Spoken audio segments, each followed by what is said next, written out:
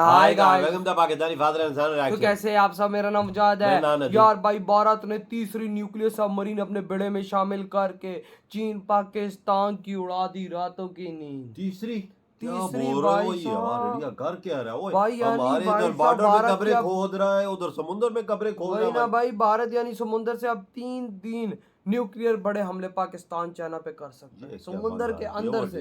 वो आज करते हैं भाई, देखते हैं कौन ऑन करते हैं। 3 2 1 एंड स्टार्ट। भारत लगातार आत्मनिर्भरता के क्षेत्र में एक के बाद एक कई बड़े ऐतिहासिक कदम उठा रहा है। इसी कड़ी में असल में खबर आ चुकी है कि भारत की तीसरी एसएसबीएन यानी ship submersible ballistic nuclear submarine INS Aridhaman अपने एक्सटेंसिव सी ट्रायल के आखिरी चरण में पहुंच चुकी है। यानी अब वो इंडियन नेवी में कमीशन होने से बस चंद कदम की दूरी पर है। अरिधमन का मतलब होता है शत्रुओं का नाश करने वाला और समंदर के दुश्मनों का खात्मा करने वाली ये पनडुब्बी जल्द ही हिंद महासागर में तैनात हो सकती है। ये जो न्यूक्लियर सबमरीन इंडिया के पास आई है, इससे इंडिया की जो न्यूक्लियर ट्राइड है वो कंप्लीट हो गया। अब मुझे पता है किसी की जरूरत थी ये बनाने की, किसी में इतनी ताकत थी ये बनाने की, लेकिन हिंदुस्तान ने ये बना के आपको दिखाया और दुनिया में उसने अपना नाम बनाया और इतने बड़े लेवल की सबमरीन ये बनाई है। ये न्यूक्लियर है, ये हिंदुस्तान के मुंबई से लेके पाकिस्तान के इस्लामाबाद तक की रेंज आती है भाईजान इसकी। कि आपको पता है एक बहुत बड़ी नेवी है और उनके बहुत डिजाइन्स हैं। वो एयरक्राफ्ट कैरियर्स और न जाने किन किन चीजों के ऊपर काम कर रहे हैं। यहाँ हिंदुस्तान की पहले सबमरीन्स जो हैं वो दंदनाती फिर रही थी।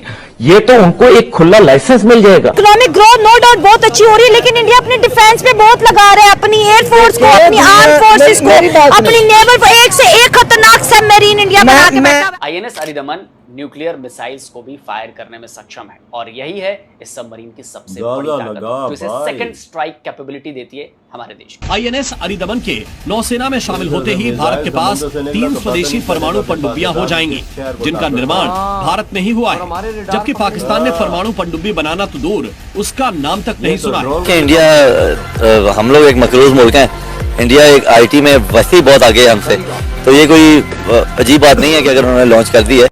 नमस्ते दोस्तों, जय हिंद। भारतीय नौसेना की ताकत में एक नया सुनहरा अध्याय जुड़ने जा रहा है, क्योंकि देश की तीसरी परमाणु संचालित बैलिस्टिक मिसाइल पनडुब्बी आईएनएस अरिधमन अब अपने समुद्री परीक्षणों के अंतिम चरण में पहुंच चुकी है और उम्मीद है कि साल 2025 के अंत तक इसे औपचारिक रूप से नौसेना में शामिल कर लिया जाएगा। अरिधमन अरिहंत श्रेणी की सबसे उन्नत और सबसे बड़ी एसएसबीएन है, जिसका विस्थापन लगभग 7000 टन है और इसमें पहले से कहीं अधिक शक्तिशाली 83 मेगावाट का स्वदेशी परमाणु रिएक्टर लगाया गया है। यह पनडुब्बी 24 नॉट्स तक की रफ्तार से गहराई में तैर सकती है और इसके 8 वर्टिकल लॉन्च ट्यूब इसे विशेष बनाते हैं, जिनसे यह न केवल 3500 किलोमीटर तक मार करने वाली K4 मिसाइल, बल्कि भविष्य में विकसित होने वाली 6000 किलोमीटर रेंज की K5 मिसाइल तक दाग सकती है। यही क्षमता इसे सिर्फ एक पनडुब्बी नहीं बल्कि समुद्र की गहराइयों से दुश्मन के दिल तक सीधा प्रहार करने वाला अदृश्य हथियार बना देती है। अरिधमन की असली खासियत यही है कि यह भारत की न्यूक्लियर ट्राइड को मजबूत करती है, जिससे देश के पास जमीन, हवा और अब समुद्र तीनों रास्तों से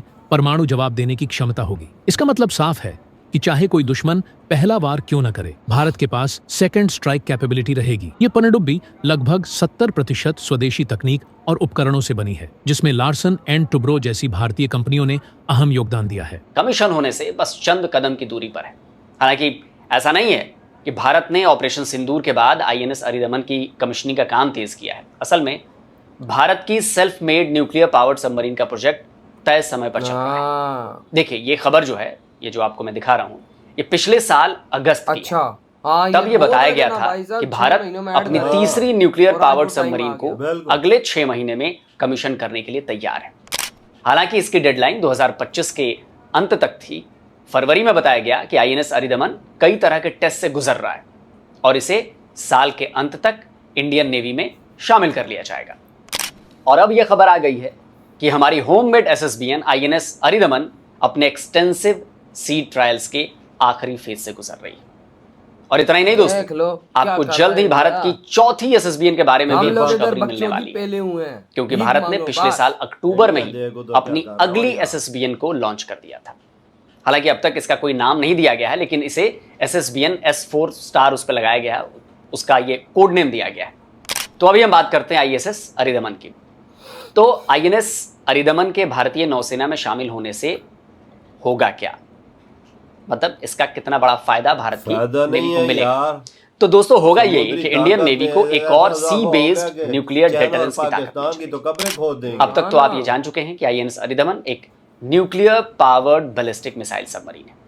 7000 टन वजन और 130 मीटर लंबी इस स्ट्रेटेजिक स्ट्राइक सबमरीन को एटीवी यानी एडवांस टेक्नोलॉजी वेसल प्रोजेक्ट के तहत विशाखापट्टनम के शिप बिल्डिंग सेंटर में बनाया गया है। देखो भारत की पनडुब्बी अरिहंत क्लास सबमरीन की अपग्रेडेड वर्जन है। पाकिस्तान में इसमें CLWR, ये समझने की बात, CLWR यानी कॉम्पैक्ट लाइट वाटर रिएक्टर लगा है जो इसे पावर देता है, जिसे न्यूक्लियर पावर हम कहते हैं।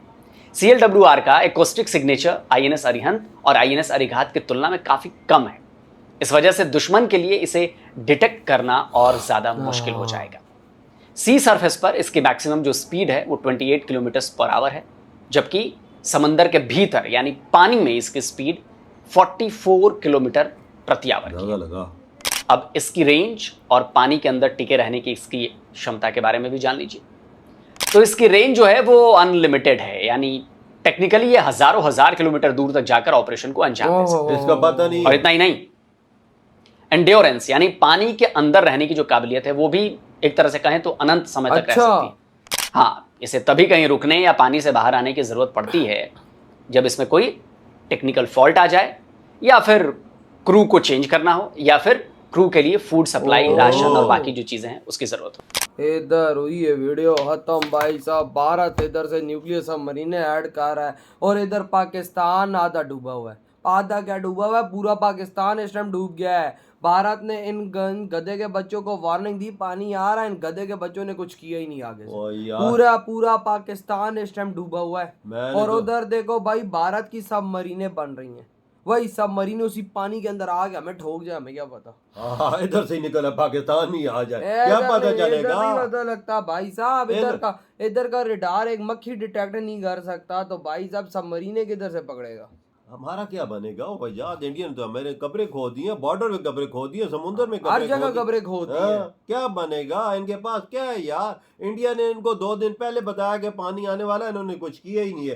पूरा पंजाब, पूरा पाकिस्तान पानी में डूबा हुआ है। कसम। और यार ये लोग क्या करते, इन्होंने 80 सालों से किया क्या, जो 2 दिनों में उखाड़ देते। ना कोई डैम इन्होंने बनाया, ना कोई। लेकिन आज देखो भाई भारत ने क्या किया है, भारत ने अपनी 3rd न्यूक्लियर सबमरीन एडप्ट कर दी है अपने बेड़े के जो बैलिस्टिक मिसाइल मारेगी और किधर से नहीं पता किधर से मारेगी, ये पता नहीं चलेगा। समुद्र के बीचों बीच, क्या पता पाकिस्तान या चाइना के समुद्र के अंदर घुस के मारे वहां पर, किसको क्या पता। वो भी न्यूक्लियर मिसाइल। अगर न्यूक्लियर मिसाइल जिस देश पे पड़ता है ना, उस देश की भाई साहब 25-30 साल तक जनता सीधा जन्म नहीं लेती।